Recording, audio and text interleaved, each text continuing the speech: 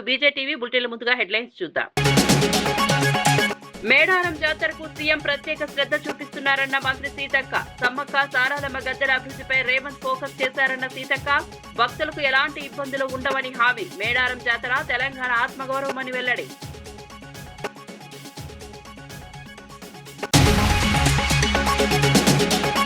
మహిళలు ఉద్యోగాలిచ్చే స్థాయికి ఎదగాలన్న మంత్రి అనిత. మహిళా భద్రతా ఉపాధిపై ప్రత్యేక దృష్టి పెడతామని వెల్లడి. నైపుణ్యాలతో మహిళల నాయకత్వానికి అనిత పిలుపు. మహిళల అభివృద్ధి సమాజ అభివృద్ధి అన్న అనిత.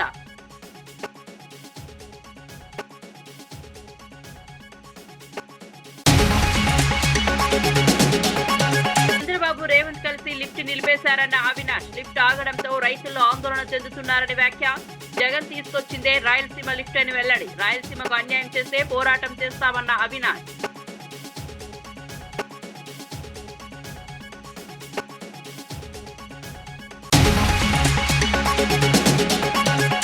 రాయలసీమ లిఫ్ట్ నిలిచిపోవడానికి జగన్ కారణమన్న సవిత. అనుమతులు నిధులు లేకనే పనులు ఆగాయని వ్యాఖ్య.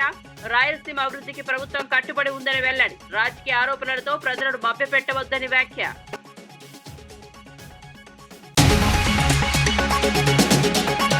అసెంబ్లీ చర్చకు రాకుండా బీఆర్ఎస్ పారిపోయిందన్న ఎన్ఎం. తెలంగాణ భవన్ లో ప్రెజెంటేషన్ ఎందుకు అని ప్రశ్న. ప్రజాస్వామ్య వేదికను పక్కన పెట్టారని విమర్శ.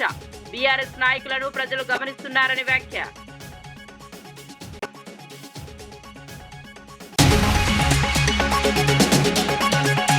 ప్రస్తుత కాంగ్రెస్ ప్రభుత్వ పాలనపై శాసనసభ స్పీకర్, శాసనమండలి చైర్మన్ ఇద్దరు బహిరంగంగానే విమర్శలు చేశారని ప్రతిపక్ష నేతలు పేర్కొన్నారు.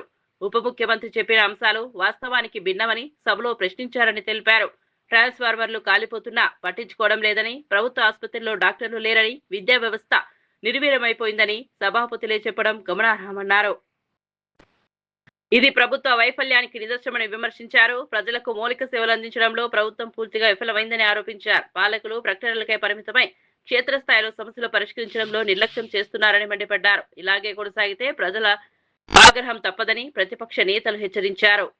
తీరును అసెంబ్లీని తయారు చేసే ప్రయత్నం చేసినారు. కాబట్టి ఈ ప్రెజెంటేషన్ విషయంలో కూడా వింత వింత వింత ఒక మార్పు కనపడ్డది. ఇదే పవర్ పాయింట్ ప్రెజెంటేషన్ గతంలో బీఆర్ఎస్ హయాంలో కేసీఆర్ గారి నాయకత్వంలో ప్రజెంటేషన్ ఇస్తా అంటే ఇది విరుద్ధం, మన ఇది సభా సాంప్రదాయాలకు విరుద్ధం, ఇది చట్టంలో ఎక్కడ లేదు, ఎంతమంది ఎప్పుడు చేయలేదు, ఇది చేయొద్దు, ఇది రాజ్యాంగానికి స్ఫూర్తిగా ఎన్నో ఎన్నో మాటలు చెప్పారు. అప్పుడు అన్నీ కూడా ప్రజెంటేషన్ ఇస్తే రాజ్యాంగ విరుద్ధం అని చెప్పేసి ఆ రోజు లిఖితపూర్వక లేఖ ఇచ్చినారు. ఆ రోజు పిసిసి అధ్యక్షుడు ఉన్నటువంటి మన ఉత్తమ్ కుమార్ రెడ్డి గారు వారి జానారెడ్డి గారి సంతకాలు పెట్టి లెటర్ ఇచ్చినారు. ఆ రోజు ప్రజెంటేషన్ ఇవ్వకూడదు అని, ఇస్తే చట్ట విరుద్ధం అని చెప్పేసి, రాజ్యాంగ విరుద్ధం అని చెప్పేసి ఇచ్చినారు. కానీ ఈరోజు వారి అధికారంలోకి వచ్చిన తర్వాత అది చట్టానికి లోబడిగా లేదే, అది న్యాయం అయిపోయింది. మేము వద్దని చెప్పలేదు, ఖచ్చితంగా మీరు ఇవ్వండి, మీరు ఇచ్చిన తర్వాత మాకు అవకాశం ఇవ్వండి అని చెప్పినాం. మాకు అవకాశం ఇస్తే ఖచ్చితంగా మేము సహకరిస్తాం, మేము కూడా ఉంటాం, సభలో ఉంటాం, మాట్లాడతాం స్పష్టంగా చెప్పిన దానిపైన ఎలాంటి మాట మాడకుండా దాటవేసే ధోరణితో మేము ఇవ్వమని చెప్పేసి ఒక ముండి వాదంతో ముందుకు పోయే ప్రయత్నం చేసినారు. ఇక్కడ కూడా వీళ్ళు మాత్రం భయపడుతున్నారు. ఎప్పుడు కూడా ప్రతి సందర్భంలో కూడా ప్రతి బడ్జెట్ సమావేశాల్లో కానివ్వండి, వైట్ పేపర్ రిలీజ్ చేసే చాలా సందర్భాల్లో, ఆ సందర్భంలో కానివ్వండి, ప్రతి సందర్భంలో ఈ ప్రభుత్వం తోక ముడుచుకొని పోయింది. చర్చ జరిగినప్పుడు ఎప్పుడు కూడా తోక ముడుచుకొని పోయింది, భయపడి వెళ్ళిపోయినారు. మరి ఈ సందర్భంలో కూడా ఖచ్చితంగా మళ్ళీ పవర్ పాయింట్ ప్రజెంటేషన్ వీరికి అవకాశం ఇస్తే మళ్ళీ మమ్మల్ని నిలదీస్తారని చెప్పేసి ఉద్దేశంతో భయపడి మాకు ఇవ్వకుండా మమ్మల్ని బయటికి పంపించే ప్రయత్నం చేసి ముఖ్యమంత్రి గారు దుర్భుషలాడి మరీ స్పీకర్ గారు వేదికపై వారి స్థానంలో ఉండి కూడా నేను ముఖ్యమంత్రి గారిని ఏమంటే నేను మీకు ఆ మైక్ ఏనని చెప్పేసి ఓపెన్గా బాహాటంగా అన్న తీరును తెలంగాణ రాష్ట్రం అంతా ప్రజలందరూ చూసిన సంగతి గుర్తు చేస్తూ ఉన్నాను.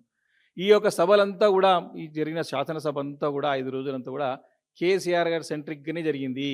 నాకు తెలిసి ఈ ప్రభుత్వంలో మంత్రులకు ఒకరి మీద ఒకరు నమ్మకం ఉందో, ఒకరి మీద ఒకరు కాన్ఫిడెన్స్ ఉందో, అసలు ఒకరొకరు వాళ్ళకి అసలు ఉందో లేదో తెలియదు. కానీ కేసీఆర్ గారిని తిట్టడం మాత్రం అందరూ ఒకటవుతారు. ఆయన నాకు తెలిసి ఒకరికొకరు మంత్రులకి సయ్యద్దు లేదు, ఏం లేదు. కానీ కేసీఆర్ గారిని చూపెట్టి ముఖ్యమంత్రి గారు తన బండి నడిపించుకుంటూ ముందు పోతుంటే స్పష్టంగా కనపడుతోంది. రాయలసీమ ఎత్తిపోతల పథకాన్ని Telangana CM Revanth Reddy, AP CM Nara Chandrababu Naidu కలిసి నిలిపివేశారని కడప ఎంపీ వైఎస్ అవినాష్ రెడ్డి తీవ్ర ఆరోపణలు చేశారు. ఈ విషయం వెలుగులోకి వచ్చినప్పటి నుంచి రైతుల ఆందోళన పెరిగిపోయిందన్నారు. రైతుల సమస్యలను ప్రభుత్వం దృష్టికి తీసుకెళ్లేందుకే సమావేశాలు వెళ్లామని, కానీ అక్కడ సమస్యలు వినకుండా ఎదురుదాడి చేశారని మండిపడ్డారు. తెలంగాణ ప్రభుత్వం ఇష్టారాజ్యంగా నీటిని తరలిస్తుంటే దానికి ఎదురుగా వైఎస్ జగన్ రాయలసీమ లిఫ్ట్ ఇరిగేషన్ తీసుకొచ్చారని చెప్పారు. ఈ ప్రాజెక్ట్ ద్వారా రాయలసీమ వ్యవసాయం నిలబడిందని గుర్తు చేశారు. రాయలసీమ రైతులకు అన్యాయం జరిగితే వైఎస్ఆర్సీపీ పోరాటం చేస్తుందని అవినాష్ రెడ్డి స్పష్టం చేశారు. అభద్రతాభావము ఆందోళన ఉన్నాయి. రైతుల అభద్రతాభావము, రైతుల ఆందోళనను డిఆర్సీ ద్వారా ప్రభుత్వం దృష్టికి తీసుకెళ్లేందుకే మేమందరం వచ్చాం. మరి ముఖ్యంగా ఈరోజు మాకు ఎటువంటి అసలు ఏమాత్రం కూడా మా వాదన వినే పరిస్థితి కూడా అక్కడ కనిపించలేదు. ఈరోజు ప్రతి రైతులో కూడా ఆందోళన ఉంది. వర్షాలు బాగా పడినప్పుడు, శ్రీశైలంలో ఫ్లడ్ డేస్ ఎక్కువ ఉన్నప్పుడు తెలంగాణ పవర్ జనరేట్ చేసిన, తెలంగాణ ఎత్తిపోతల పథకాల్లో నీళ్లు ఎత్తిపోసుకున్న మనం గ్రావిటీ ద్వారా తీసుకోవచ్చు. ఏది వర్షాలు బాగా పడినప్పుడు ఫ్లడ్ డేస్ దాదాపు 180 రోజులు ఫ్లడ్ డేస్ ఉన్నప్పుడు ఇది సాధ్యం. కానీ ఫ్లడ్ డేస్ తక్కువ ఉన్నప్పుడు మన పరిస్థితి చాలా ఘోరంగా ఉంటుంది. మన ప్రాంతానికి 111 టీఎంసీలు రావాలా, ఎస్ఆర్బీసీకి సంబంధించి 19 టీఎంసీలు రావాలా, తెలుగుగంగకు సంబంధించి 39 టీఎంసీలు రావాలా, జిఎన్ఎస్ఎస్కి సంబంధించి 38 టీఎంసీలు రావాలా, చెన్నై డ్రింకింగ్ వాటర్కు 15 టీఎంసీలు రావాలా, కేసీ కెనాల్ ఏదైతే ఇక్కడ మనం శ్రీశైలం నుంచి మనం తీసుకుంటామో దానికి 10 టీఎంసీలు రావాలా, మొత్తం 111 టీఎంసీలు నీళ్ళు మనకు రావాలా. మొత్తం కేసీ కెనాల్ రైతాంగం, జిఎన్ఎస్ఎస్ కింద ఆయకట్టు రైతాంగం, తెలుగుగంగ ఆయకట్టు అంటే బ్రహ్మం సాగరు, SR1, SR2 రైతాంగం, ఇన్ని లక్షల మంది రైతులు వీటి మీద ఆధారపడి ఉన్నారు. మరి ఇంత పెద్ద అంశాన్ని ఏమాత్రం అంటే మేము చర్చ మొదలు పెడితే 2 నిమిషాలు మా వాదన వింటనే రివర్స్ ఎదురుదాడికి మళ్ళా మేము సమాధానం ఇస్తే డైవర్షను. కేవలం ఎదురుదాడి, డైవర్షన్ తప్ప ఏమీ లేదు. ఇక్కడ ఏ సమస్యలు ఏవనెత్తినా ఇంతే. మరి ఈ డిఆర్సీ మీటింగ్లు ఎందుకో మరి అర్థం కాని పరిస్థితి. ఇప్పుడు రాష్ట్రాలు 2 అయిపోయిన తర్వాత తెలంగాణ ప్రభుత్వం వాళ్ళ ఇష్టం వచ్చినట్టు వాళ్ళు పవర్ జనరేషన్ చేస్తూ ఉన్నారు. వాళ్ళ ఇష్టం వచ్చినట్టు వాళ్ళు లెఫ్ట్ కెనాల్ నుంచి మరి ఎత్తిపోతల పథకాలు నిర్మించుకుంటూ పోతూ ఉన్నారు. మరి అదే జరిగితే మనకు హక్కుగా రావాల్సిన నీళ్లు, మనకు అలొకేషన్ చేయబడ్డ 111 టీఎంసీల నీళ్లు మనం డ్రా చేసుకోవడం అనేది అసాధ్యమైన పరిస్థితి వస్తుంది. కాబట్టి చదరంగంలో ఎత్తుకు పై ఎత్తు ఎలా వేస్తారో తెలంగాణ ప్రభుత్వం ఎత్తులకు పై ఎత్తు జగన్మోహన్ రెడ్డి గారు వేసి వాళ్ళు అనుమతులు లేకుండా ప్రాజెక్టులు ఏ రకంగా ముబ్బడిగా కట్టి నీళ్లు ఎత్తిపోసే ప్రయత్నం చేశారో మనం కూడా రాయలసీమ ఎత్తిపోతల పథకం ద్వారా రోజుకు 3 టీఎంసీల నీళ్లు 800 అడుగుల్లోనే రోజుకు 3 టీఎంసీల నీళ్లు తీసుకొని తద్వారా మన ప్రాంత రైతాంగం యొక్క ఇంట్రెస్ట్ ను, మన ప్రాంత వ్యవసాయాన్ని ప్రొటెక్ట్ చేయాలని చెప్పి జగన్మోహన్ రెడ్డి గారు 2020లో దాదాపు ఆ ప్రాజెక్టు మొదలుపెట్టి ఎన్ని ఇబ్బందులు వచ్చినా దాదాపు 950 కోట్ల రూపాయలు ఆ ప్రాజెక్టు కోసం ఖర్చు కూడా చేయడం జరిగింది. మేము ఇవాళ డిఆర్సీ మీటింగ్ లో అడిగింది ఒకటే, మీరేం చేసినారు అని చెప్పి మమ్మల్ని క్వశ్చన్ చేసినారు వాళ్ళు. మేము ఒకటే చెప్పినాం, జగన్మోహన్ రెడ్డి గారు ఈ ప్రాజెక్ట్ ఉద్దేశం ఎక్స్ప్లెయిన్ చేసిన తర్వాత ఈ ప్రాజెక్టు కోసము ఈ పునాదిరా వేసిన తర్వాత 950 కోట్ల రూపాయలు మేము ఏం చేసినాము, ఈ నుంచి మీరు ముందుకు తీసుకెళ్ళండి, ఆ దిశగా మాకు స్పష్టమైన హామీ ఇవ్వండి ప్రభుత్వం తరపున అంటే ఆ హామీ మాత్రం ఇవ్వరు. చంద్రబాబు నాయుడుకు ప్రజల కంటే స్వార్థ ప్రయోజనాలే ముఖ్యమని వైఎస్ఆర్సీపీ నేత నరేన్ రామోజన్ రెడ్డి విమర్శించారు. ఎరువుల నుంచి రైతు భరోసా వరకు ఏ పథకం సరిగా అమలు కావడం లేదని ఆరోపించారు. రైతులు ఇబ్బందులు పడుతున్నా ప్రజలు స్పందించడం లేదన్నారు. వైఎస్ఆర్సీపీ హయాంలో రైతు సంక్షేమానికి ప్రాధాన్యం ఇచ్చామని గుర్తు చేశారు. ప్రస్తుతం పంట నష్టాలు, ఎరువుల కొరతతో ప్రజలు తీవ్ర ఇబ్బందులు ఎదుర్కొంటున్నారని తెలిపారు. ఈ పరిస్థితులకు పూర్తి బాధ్యత ప్రభుత్వానిదేనని పేర్కొన్నారు. రైతు సమస్యలపై నిర్లక్ష్యం కొనసాగితే ప్రజా ఉద్యమాలు తప్పవని నరేన్ రామోజన్ రెడ్డి హెచ్చరించారు. ఒకవేళ పంట నష్టపోతే దానికి ఇన్సూరెన్స్ వచ్చే పరిస్థితి లేదు. ఒకవేళ ఎప్పుడన్నా కానీ ఇచ్చినారంటే 6 నెలలకు 8 నెలలకు ఇస్తారు. అంటే నీకు గాయం తగిలింది ఎప్పుడు, నువ్వు కట్టుకడతానేది ఎప్పుడు. అది ఈ కూటమి ప్రభుత్వం. దయచేసి ప్రజలు కూడా గమనించండి అని చెప్పి తెలియజేసుకుంటూ, రాయలసీమ ఎత్తిపోతల పథకం నిలిచిపోవడానికి ప్రధాన కారణం వైఎస్ఆర్సీపీ అధినేత వైఎస్ జగన్మోహన్ రెడ్డేనని మంత్రి సవిత విమర్శించారు. ప్రాజెక్టుల విషయంలో గత ప్రభుత్వం నిర్లక్ష్యం చేసిందని ఆరోపించారు. అవసరమైన అనుమతులు, నిధుల వ్యవస్థీకరణ చేయకపోవడంతో పనులు ముందుకు సాగలేదన్నారు. ప్రస్తుత ప్రభుత్వం రాయలసీమ అభివృద్ధికి కట్టుబడి ఉందని తెలిపారు. రైతులకు సాగునీరు అందించడమే లక్ష్యంగా ప్రాజెక్టులను పునఃసమీక్ష చేస్తున్నామని చెప్పారు. రాజకీయ ఆరోపణలతో ప్రజలను తప్పుదోవ పట్టించవద్దని హితవు పలికారు. రాయలసీమకు న్యాయం చేసే బాధ్యత తమ ప్రభుత్వానిదేనని మంత్రి సబిత స్పష్టం చేశారు. కానీ వైసీపీ పార్టీ ప్రజాప్రతినిధులకు కానీ కడప జిల్లా ప్రజలపై ప్రేమ కానీ బాధ్యత కానీ నిబద్ధత కానీ ఉంటే మరి ఈరోజు డిఆర్సీ మీటింగ్ జరుగుతుంది. వాళ్ళు విని జిల్లా అభివృద్ధి కోసం వాళ్ళ సూచనలు, సలహాలు, అధికారులు ఎక్కడ పనిచేయలేదు ఏంటో మేము అధికార పక్షంలో ఇన్ఛార్జ్ మంత్రిగా నేను ఇక్కడ కూర్చున్నా.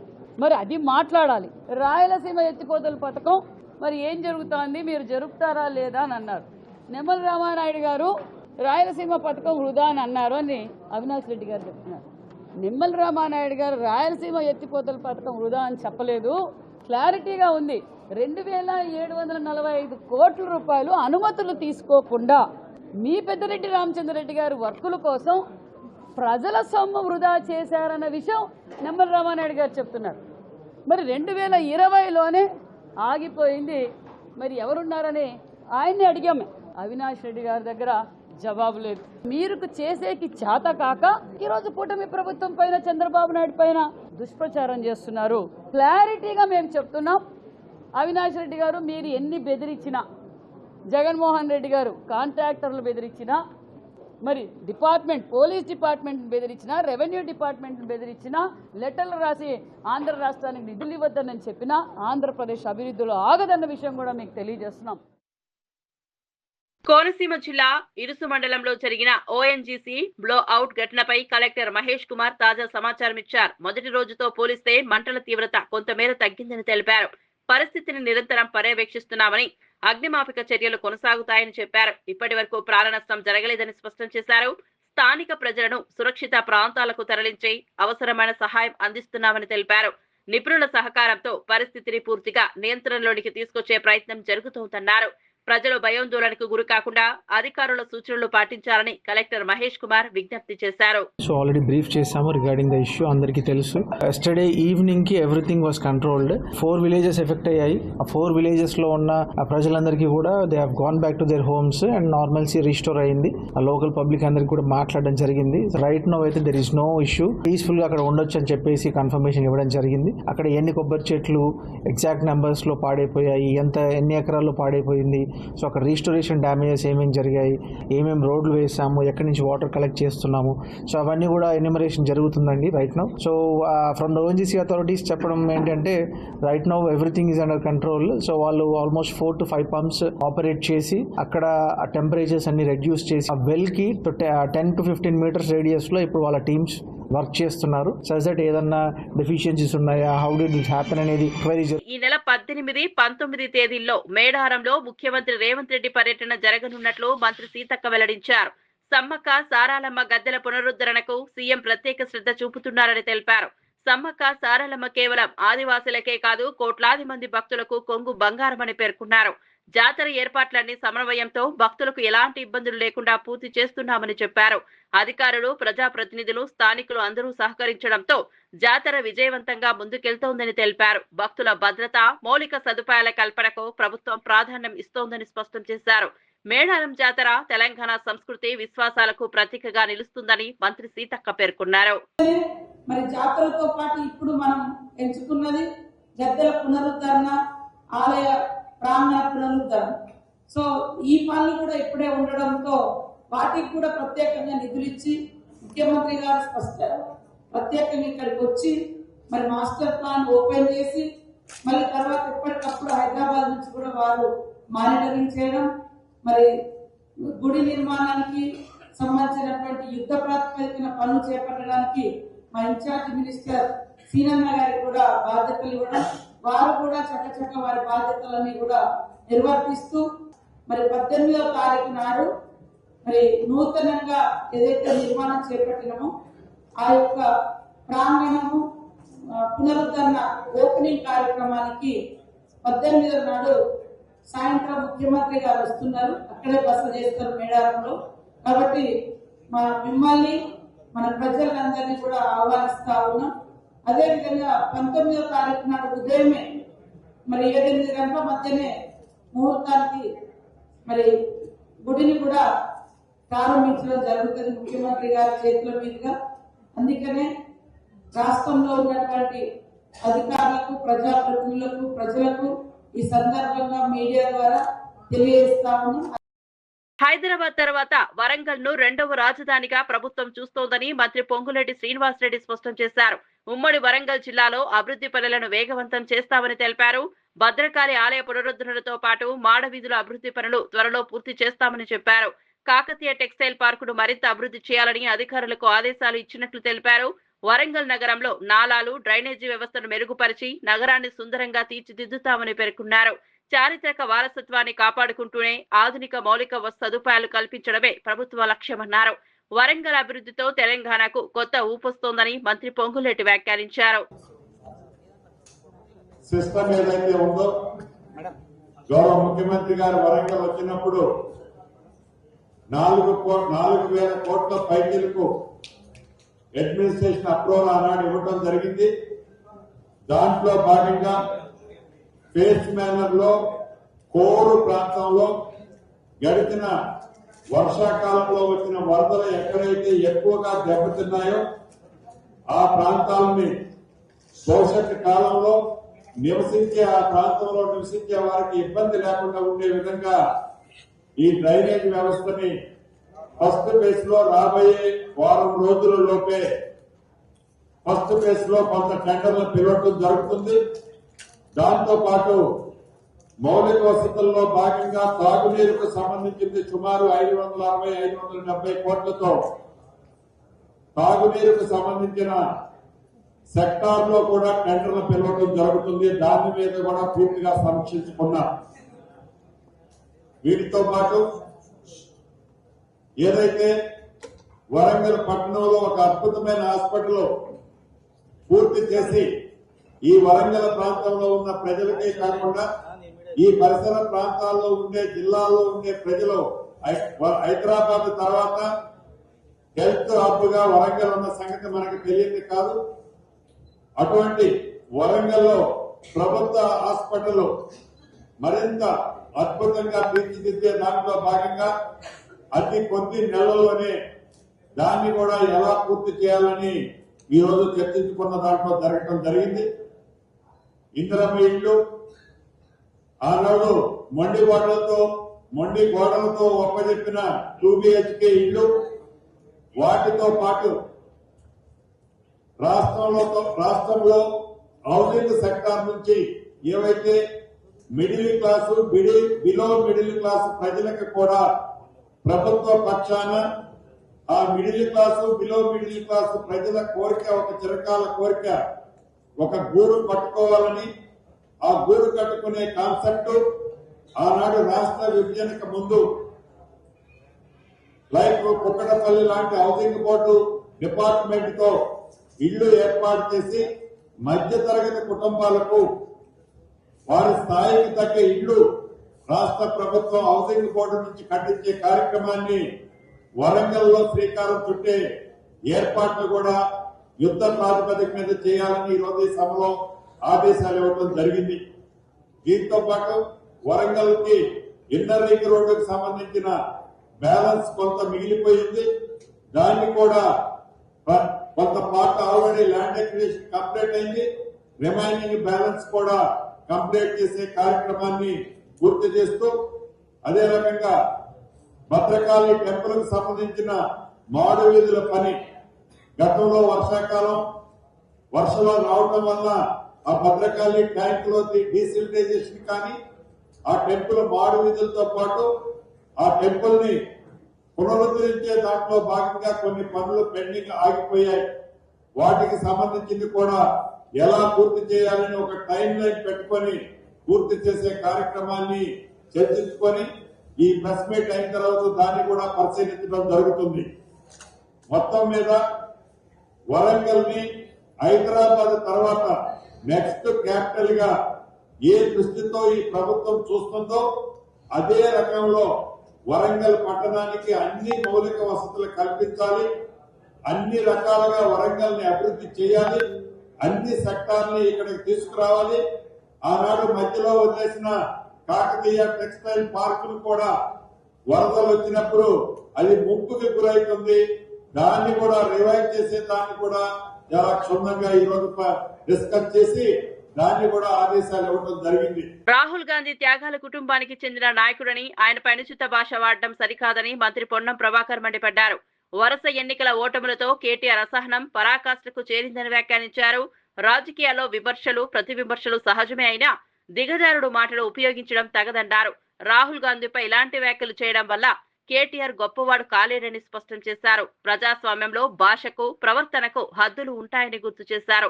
నాయకులు బాధ్యతాయుతంగా మాట్లాడాలని, ప్రజల్లో చిచ్చు పెట్టే వ్యాఖ్యలు మానుకోవాలని పొన్నం ప్రభాకర్ సూచించారు. కుటుంబం త్యాగాల కుటుంబం. ఈ దేశ స్వతంత్రం కోసము, తదనంతరం దేశం కోసం, ఐక్యత కోసం ప్రాణాలు అర్పించిన కుటుంబం. రాహుల్ గాంధీ గారి మనసుకు సంబంధించిన విషయంలో ఇటువంటి భాష వాడి గొప్పవాడివి కావు, నీ యొక్క గౌరవాన్ని పోగొట్టుకుంటున్నావు కేటీఆర్ గారు. రాహుల్ గాంధీ గారిని ఈ విధంగా విమర్శించడం మానుకో. రాజకీయాల్లో విమర్శలు ప్రతి విమర్శలు ఉంటాయి, కానీ ఈ విధంగా భాషను ఉపయోగించుకొని మీ యొక్క అసహనాన్ని, మీకు ఉండబడేటువంటి ఫ్రస్ట్రేషన్ను చూపించే ప్రయత్నం చేస్తారు. ఇది మంచిది కాదు, జాగ్రత్త. రాహుల్ గాంధీ గారిని మరొకసారి ఈ విధంగా వ్యవహరించినట్టయితే తప్పకుండా, ఇప్పటికే ప్రజలు అనేక సందర్భాల్లో బుద్ధి చెప్పారు, మళ్ళా ప్రజాస్వామ్యం ద్వారా అనేక సందర్భాల్లో బుద్ధి చెప్పడానికి సిద్ధంగా ఉంటారు. మంచిది కాదు కేటీఆర్ గారిని హెచ్చరిక చేస్తా ఉన్నాం. మహిళలు ఉద్యోగాలు కోరుకునే స్థాయి నుంచి ఉద్యోగాలు ఇచ్చే స్థాయికి ఎదగాలని హోంమంత్రి వంగల్పూడి అనిత పిలుపునిచ్చారు. మహిళలు విద్యార్థులను ధైర్యంగా ముందుకు సాగాలని సూచించారు. ప్రభుత్వం మహిళా భద్రత, విద్య, ఉపాధి అవకాశాలపై ప్రత్యేక దృష్టి పెట్టిందని తెలిపారు. మహిళలు స్వయం ఆధారితంగా మారైతే కుటుంబాలు, సమాజం బలపడతాయని చెప్పారు. చదువు, నైపుణ్యాభివృద్ధి ద్వారా మహిళలు నాయకత్వ స్థానాలకు చేరాలని ఆకాంక్షించారు. మహిళలపై నేరాలను అరికట్టేందుకు కఠిన చర్యలు తీసుకుంటున్నామని, చట్టపరమైన రక్షణ కల్పిస్తున్నామని పేర్కొన్నారు. అవకాశాలను సద్వినియోగం చేసుకుని మహిళలు తమ సామర్థ్యాన్ని నిరూపించుకోవాలని హోంమంత్రి అనిత సూచించారు. ఉద్యోగం చేయాలి అనుకుంటాం, కానీ నేను చెప్పేది ఏంటంటే ఉద్యోగాలు ఇచ్చే పొజిషన్కి ఈరోజు మహిళలు రావాలి అన్నది ఈ తరుణి తరంగాల తాలూకా ఒక థీమ్ కింద మనం అందరం కూడా పెట్టుకునే పరిస్థితి రావాలి. ఎందుకంటే అవకాశాలు ఉన్నాయి. మహిళా క్రికెట్ చూసే వాళ్ళే ఉండేవారు కాదు. అటువంటి సిచ్యువేషన్ నుంచి ప్రపంచం మొత్తం ఒక్కసారి మహిళా క్రికెట్ వైపు చూసి, దట్టు ఇండియా వైపు చూసి, ఆఖరికి మన ఆంధ్రప్రదేశ్ వైపు కూడా చూసే పరిస్థితిలో ఒక ఆడపిల్ల తీసుకొచ్చింది. ఆ సెల్ఫ్ రెస్పెక్ట్, నెక్స్ట్ మన మీద మనకున్న గౌరవం, మన మీద మనకున్న ఇష్టం, మన మీద మనకున్న ప్రేమ, అదే రేపు పొద్దున మిమ్మల్ని నడిపించేది. అంతే తప్పించి ఎవరి గురించో మనం చేస్తే అక్కడతో కట్ అవుతుంది. వాళ్ళు కనుక నో అన్నారంటే అక్కడతో కట్ అవుతుంది. ఇప్పుడు సక్సెస్ అయిన వాళ్ళందరూ కూడా అదే చేశారు. కొత్త పెన్షన్ల మంజూరుపై వచ్చిన ప్రశ్నకు మంత్రి నారా లోకేష్ స్పందించారు. 18 నెలలు గడిచినా ఒక కొత్త పెన్షన్ ఇవ్వలేకపోయారన్న ప్రశ్నకు ఇది ఒక ప్రక్రియ అని తెలిపారు. అందరికీ ఒకేసారి పెన్షన్లు ఇవ్వాలంటే ప్రభుత్వానికి ఆర్థిక పరిమితులు ఉన్నాయని చెప్పారు. రాష్ట్ర ఆర్థిక పరిస్థితిని బేరేజు వేసుకుని దశల వారీగా నిర్ణయాలు తీసుకుంటామని స్పష్టం చేశారు. గతంలో జరిగిన అవకతవకలను సరిదిద్దుకుంటూ అర్హులైన వారందరికీ న్యాయం చేసేలా చర్యలు చేపడతామని తెలిపారు. ప్రభుత్వం బాధ్యతగా వ్యవహరిస్తోందని, తక్షణ నిర్ణయాల కంటే స్థిరమైన వ్యవస్థ ఏర్పాటే లక్ష్యమన్నారు. పెన్షన్ల విషయంలో రాజకీయ ఆరోపణలకు తావులేదని, వాస్తవ పరిస్థితిని ప్రజలు అర్థం చేసుకోవాలని లోకేష్ సూచించారు. 15,000 రూపాయలు ఇస్తున్నాం. భారతదేశంలో ఏ రాష్ట్రంలో ఇవ్వని విధంగా మేము అందిస్తున్నాం తల్లి. అర్హులందరికీ ఒక పద్ధతి ప్రకారం పెన్షన్స్ ఒక అమ్మా, it is a process. You need to allow me to do my process. అంతేగాని అందరికి ఒకే తోరు చేయాలంటే కూడా మాకు కూడా ఆర్థిక కష్టాలు ఉన్నాయి. మేము అన్ని బేరీ చేసుకుని చేయాలమ్మా. We will do it. Thank you. 1 second అమ్మా, మీ 1 సెకండ్. చంద్రబాబు ప్రభుత్వం గాయమైన తరువాత చాలా ఆలస్యంగా కట్టుతున్నట్టుగా వ్యవహరిస్తోందని వైఎస్ఆర్సీపీ నేత నరేంద్ర రామాంజులరెడ్డి విమర్శించారు. ఎప్పుడో ఉల్లి రైతులు నష్టపోతే ఇప్పుడు చెక్కులు పంపిణీ చేస్తున్నారని అన్నారు. ఆగస్టులో పంట నష్టం జరిగితే జనవరిలో పరిహారం ఇవ్వడం ప్రభుత్వ నిర్లక్ష్యానికి నిదర్శనమన్నారు. వైఎస్ఆర్సీపీ హయాంలో 21 రోజుల్లోనే రైతులకు పరిహారం అందించామని గుర్తు చేశారు. పంట బీమా ప్రీమియంను కూడా చంద్రబాబు ప్రభుత్వం చెల్లించలేదని ఆరోపించారు. రైతుల సమస్యలను పట్టించుకోని ప్రభుత్వానికి తమ పార్టీ ఆందోళనల ద్వారా కనువిప్పు కలిగించిందన్నారు. రైతు సంక్షేమం పేరుతో ఈ ప్రభుత్వం విఫలమైందని నరేంద్ర రామాంజులరెడ్డి వ్యాఖ్యానించారు. పంటేమో బ్రహ్మాండంగా వచ్చింది, ధర ఏమో లేకుండా పోయింది. రాష్ట్ర ప్రభుత్వం ఆదుకోవాల్సిన రాష్ట్ర ప్రభుత్వం, లేకపోతే మినిమం సపోర్ట్ ప్రైస్ అనేది ప్రకటించాల్సినటువంటి రాష్ట్ర ప్రభుత్వం ఏవి ప్రకటించుకోకుండా గమ్మన ఉండడంతో జగన్మోహన్ రెడ్డి గారు వైఎస్ఆర్సీపీ పార్టీ అధ్యక్షులు వారి నిర్ణయంతో వైఎస్ఆర్సీపీ పార్టీ పూర్తిగా అంటే గ్రామ స్థాయి నుంచి, మండల స్థాయి నుంచి, జిల్లా స్థాయి, నియోజకవర్గ స్థాయి, అట్లా రాష్ట్ర స్థాయిలో ఎన్నో నిరసన కార్యక్రమాలు చేయడం ద్వారా కుంభకర్ణుల మాదిరి కూటమి ప్రభుత్వం పడుకొని ఉంటే వారికి కనువిప్పుగా, లేకపోతే వారికి నిద్రలేపే కార్యక్రమం చేయడం జరిగింది. ఎక్కడ కూడా చంద్రబాబు నాయుడు గారు ఒక ప్రెస్ మీట్లో కేవలం కర్నూలులో ఉల్లి రైతులకు మాత్రమే వాళ్ళకు 1200 మన క్వింటాలకు 1200తో కొంటామని చెప్పారు, కానీ కడప జిల్లా గురించి ఊసే లేదు. కడప జిల్లాకు కూడా దాంట్లో జాయిన్ చేయాలి, ఎందుకంటే ఇక్కడ పెద్ద ఎత్తున రైతులు నష్టపోయారు, ఉల్లి రైతులు అని చెప్పేసి సెప్టెంబర్ 9వ తారీఖున ర్యాలీ కార్యక్రమాలు కావచ్చు, అక్టోబర్ 10వ తారీఖున కలెక్టర్ గారికి కలిసి నివేదించడం తర్వాత రాష్ట్ర ప్రభుత్వానికి పంపించడం జరిగింది. కడపలో కూడా చాలా వరకు రైతులు నష్టపోయారు అని చెప్పేసి మన కూటమి ప్రభుత్వం నిద్రలేచి వీరికి కూడా డబ్బులు ఇస్తాము, అంటే కడప రైతులకు కూడా డబ్బులు ఇస్తాము అని చెప్పేసి అప్పుడు చెప్పడం జరిగింది. సో ఫస్ట్ చంద్రబాబు నాయుడు గారు ఆగస్టులో ఏమని చెప్పడం జరిగిందంటే క్వింటాలకు 1200 రూపాయలు చొప్పున రాష్ట్ర ప్రభుత్వం కొనుగోలు చేస్తుంది అని చెప్పింది. కొనుగోలు చేస్తామని చెప్పి మన కమలాపురం మార్కెట్ యార్డులో కూడా కౌంటర్ ఓపెన్ చేసినారు. ఓపెన్ చేసిన కొన్ని రోజులకే మూసేసినారు. ఎందుకు మూసేసినారంటే ఇప్పుడు వీరు నష్టపరిహారం కట్టించింది 64,000 ఎకరాలకు నష్టపరిహారం కట్టించినారు. ఒక్కొక్క ఎకరాకు 20,000తో అంటే 128 కోట్ల రూపాయలు ఇప్పుడు ఇచ్చినారు. సో మామూలుగా అట్లా తీసుకున్నా కానీ 1,200 ఒక్కొక్క క్వింటాలకు ఇస్తారంటే 64,000 ఎకరాలకు ఒకవేళ ఆ డబ్బుతో కన్నా వాళ్ళు చెల్లించింటే దగ్గర 600 కోట్ల రూపాయలు రాష్ట్ర ప్రభుత్వం ఇవ్వాల్సిన పరిస్థితి. 600 కోట్లు ఇవ్వాల్సి వస్తుందని చెప్పేసి అప్పుడు దానికి కౌంటర్లన్నీ చుట్టేసేసి హెక్టార్కు 50,000 ఇస్తాం అంటే ఎకరాకు 20,000 ఇస్తామని చెప్పేసి చెప్పడం జరిగింది. సరే, ఎప్పుడన్నా కానీ మనకి ఎవరికైనా కానీ దెబ్బ తగిలితే ఇమీడియట్గా దానికి మందు పూస్తే కనీసం ఎంతో కొంత ఉపశమనం కలుగుతుంది ఆ దెబ్బ తగిలిన వ్యక్తికి. పంట నష్టమేమో జరిగింది ఆగస్టులో, డబ్బు ఇచ్చిందేమో చూస్తే జనవరిలో. అది కూడా కొద్ది మంది రైతులకే డబ్బులు చెల్లించడం జరిగింది. ఇంకొక విషయం ఏమిటంటే గతంలో ఇదే 2022-23 సీజన్లో ఖరీఫ్ సీజన్లో మన సేమ్ ఉల్లి పంట నష్టం జరిగితే అదే వియ్యనపల్లిలో 21 రోజులలో 4 కోట్ల పైచీలకు డబ్బులు ఒక వియ్యనపల్లి మండలానికే తెచ్చిచ్చినారు. ఇంకొకటి ఏమిటంటే జూన్లో వేసిన వాళ్ళకి మాత్రమే డబ్బులు ఇవ్వడం జరిగింది. అంటే జూన్లో ఉల్లి పంట సాగు చేసిన వారికి మాత్రమే డబ్బులు ఇవ్వడం జరిగింది. జూలై నెలలో ఆగస్టు నెలలో వాళ్ళు ఒకవేళ పంట పెట్టుకోరంటే వాళ్లకు డబ్బులు రాలేదు, వారికి నష్టమే మిగిలింది. ఇప్పటికి కూడా యూరియా కావాలంటే 100 రూపాయలు ఎక్స్ట్రా పెట్టి కొనాలా, కాంప్లెక్స్ ఎరువులు కావాలంటే బస్తాకు 400 నుంచి 500 రూపాయలు ఎక్స్ట్రా పెట్టి కొనాలా. అన్నదాత సుఖీబాబా ఫస్ట్ సంవత్సరానికి పూర్తిగా ఎత్తేయడం జరిగింది. రైతు భరోసా కేంద్రాలు అనేవి పూర్తిగా నిర్వీర్యం కాబడ్డాయి. దాంట్లో ముందు గతంలో ఎరువులు పురుగు మందులు అన్నీ దొరికే పరిస్థితి ఉంటే ఈరోజు దాంట్లో సగం కంటే సగం పైన స్టాక్ దొరికే పరిస్థితి లేదు. అది ఈరోజు రైతుల పట్ల ఈ కూటమి ప్రభుత్వానికి ఉన్నటువంటి ప్రేమ. మరి నిన్న మంత్రి గారు అంటున్నారు ఈయన రైతు పక్షపాత ప్రభుత్వం అని చెప్పి. రైతు పక్షపాత అయితే మరి ఎన్ని పట్టించుకోకుండా ఏ రకంగా కూటమి ప్రభుత్వం పాలన చేస్తుందో దయచేసి రైతులు కూడా ఒకసారి ఆలోచన చేయాలా.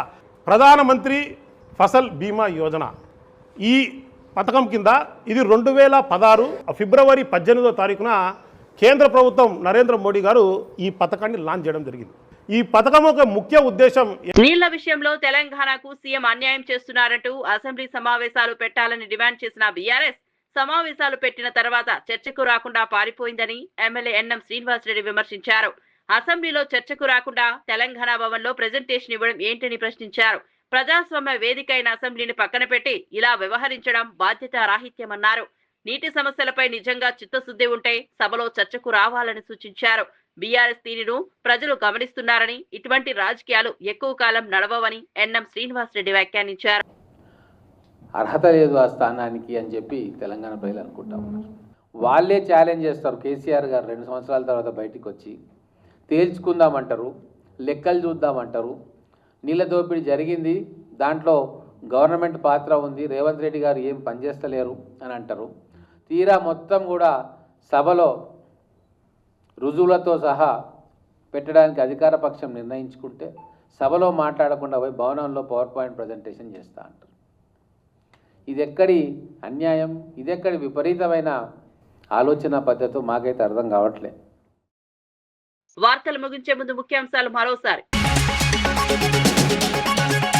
మేడారం జాతరకు సీఎం ప్రత్యేక శ్రద్ధ చూపిస్తున్నారన్న మంత్రి సీతక్క. సమ్మక్క సారాలమ్మ గద్దెల అభివృద్ధిపై రేవంత్ ఫోకస్ చేశారన్న సీతక్క. భక్తులకు ఎలాంటి ఇబ్బందులు ఉండవని హామీ. మేడారం జాతర తెలంగాణ ఆత్మగౌరవమని వెల్లడి.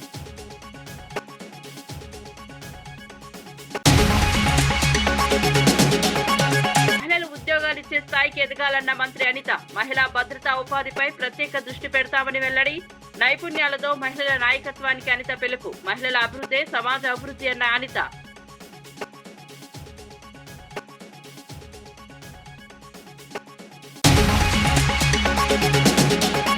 చంద్రబాబు రేవంత్ కలిసి లిఫ్ట్ నిలిపేశారన్న అవినాష్. లిఫ్ట్ ఆగడంతో రైతుల్లో ఆందోళన చెందుతున్నారని వ్యాఖ్య. జగన్ తీసుకొచ్చిందే రాయలసీమ లిఫ్ట్ అని వెల్లడి. రాయలసీమకు అన్యాయం చేస్తే పోరాటం చేస్తామన్న అవినాష్.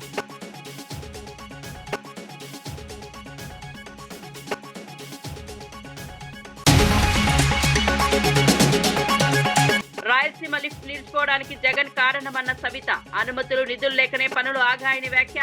రాయలసీమ అభివృద్ధికి ప్రభుత్వం కట్టుబడి ఉందని వెల్లడి. రాజకీయ ఆరోపణలతో ప్రజలను మభ్యపెట్టవద్దని వ్యాఖ్య.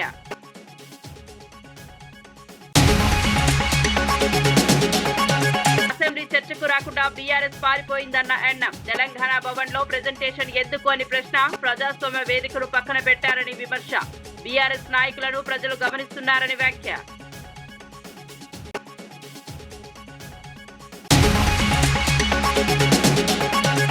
ఈనాటి వార్తా విశేషాలు. మరో బులెటిన్లో మళ్ళీ కలుద్దాం. నమస్కారం.